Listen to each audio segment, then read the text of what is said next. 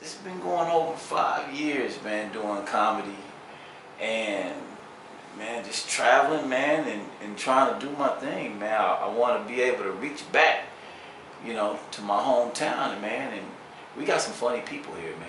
We got a lot of funny people here, and I just been, blessed enough to be around a lot of those funny people. I realized that I work for them. I work for the audience, They can book me, somebody can book me and pay me whatever, but I actually work for the audience, So I try to if I can make somebody forget about their crappy day for 5 minutes, 10, 15, whatever, how long I'm up there on stage, then I've done my job. I feel good about that. It's the best job in the world, man, to make somebody laugh. Best job in the world. What actually inspired you to start? You know what? I cannot even remember, man. I've been like well, not the ugly friend. I've been the funny friend, Okay, he's beautiful. He's cute. You are so funny. You're the funny guy. Oh, you're so cute and funny. Now, if I ain't got no choice at the end of the night, you might get some. But we've played the dozens. We cracked on each other coming up, different things like that. So I just want to be able to help people. And this is a great way to help people, I think. It's a very good way to help people. Like as far as therapy? Yeah, man, we doctors. We are pretty much doctors, man. We are giving people laughter. It heals people, man. We're therapists, as in we're bringing people together. When you see different races all coming together to laugh, that's beautiful to me, man. Love it. What's the most exciting moment you've had with a heckler? You know what? I got heckled, and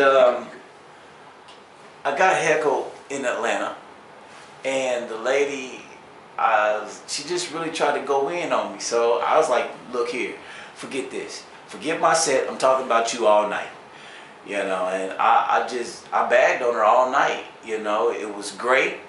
She shut it up, but I still kept on her. I love it. And see, that shows the creativity of that artist too.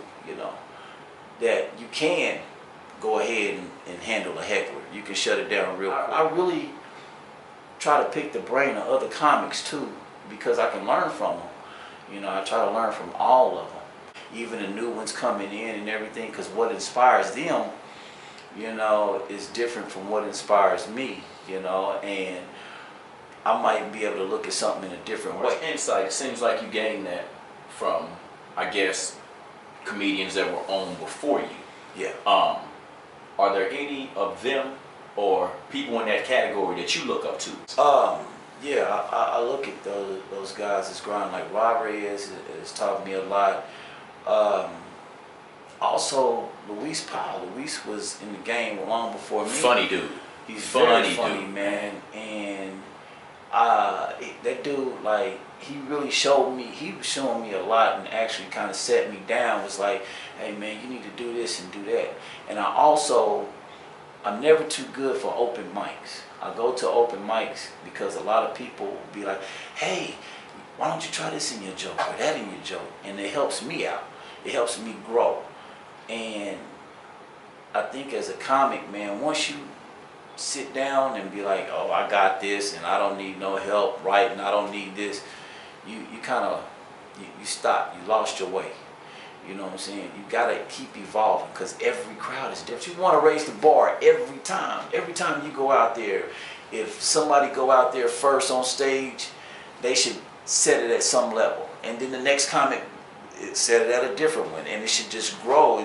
And whoever your headliner is, boom, it should be big. He should set it off. Period. It feels so good, man. It feels so good when people are laughing or having a good time. Because when they doing it, they forgetting all they crap. They forgetting everything. They just having a good time, man, at that moment. And it feels good for me to be a part of that. That was a part of the growth. That if I didn't allow myself to, interact with other comedians and accept what they're saying and them critiquing me, then I wouldn't be able to grow to the point where I am comfortable right now. I'm very comfortable on stage. Love it. Perfect set. Leaving them wanting more. That would be the perfect set. Leaving them wanting more. And then another thing is offending somebody. I love it. I was in California on Sunset. I got called a racist. I did some Obama jokes. The lady called me a racist. She's like, "You're a horrible person. You're a racist," and everything else. Wow. And it made me feel good. I was like, okay. I've had somebody tell me I was a horrible person for talking about my kids. I was like, "Lady, look, I don't even have kids." She said, "That makes it worse." I love getting under their skin, man. Love it. Love it, man. Because there's always somebody on the other side. You know, you're upset. I did my job. This person's happy. I got a reaction. Is there anybody in particular that you haven't done a show with, that you want to do a show with? Local, man. I want to do a show. Bobby J and Mike Smith. I love to do a show with them brothers and Sean Hill, because I think those are the like 3 premier black comedians here in my hometown that I look up to them. I look up to them. I used to just go by Tai, right? And then I have another student that was a comic, and when I say student, I used to teach Kung Fu and Capoeira, African Brazilian martial arts. And a lot of the guys at Stanford had found out that, you know, I used to teach Kung Fu because my student came up there and he's like, "Hey, that guy like kill you with one finger, man." You know, and they was like, "What? You do all that, man? Oh, you like Kung Fu Panda, huh?" I said, No, man. Tai-Fu Panda, man." So before I go on stage, Brad Ellis actually introduced me. He's like, "Well, coming to the stage is Tai-Fu Panda." I was like, "Ah, man, okay." Next thing you know, man, it just stuck. Well, tell us what's in the works next for Tai-Fu Panda. What you got in the future, man? What's in store? Got a Pavilion, Big Love. That'll be February 7th on 40 Highway. Got that coming up. I got a benefit for Lavelle Cardwell. That's coming up on the 8th. It's a white, red, pink ball. I ain't gonna wear no pink. I'll wear salmon. I'll wear flamingo, but I ain't wearing no pink. You know, but I got that happening. I'll be going towards Chicago, Valentine's Day, doing the Eddie Griffin thing. That starts on the 15th in Detroit. What else is going on? I'll be in Clinton, Missouri on the 1st. I'll be in Clinton, Missouri. So I'm gonna go to jail, probably. It's Clinton, Missouri. I'm gonna go to jail.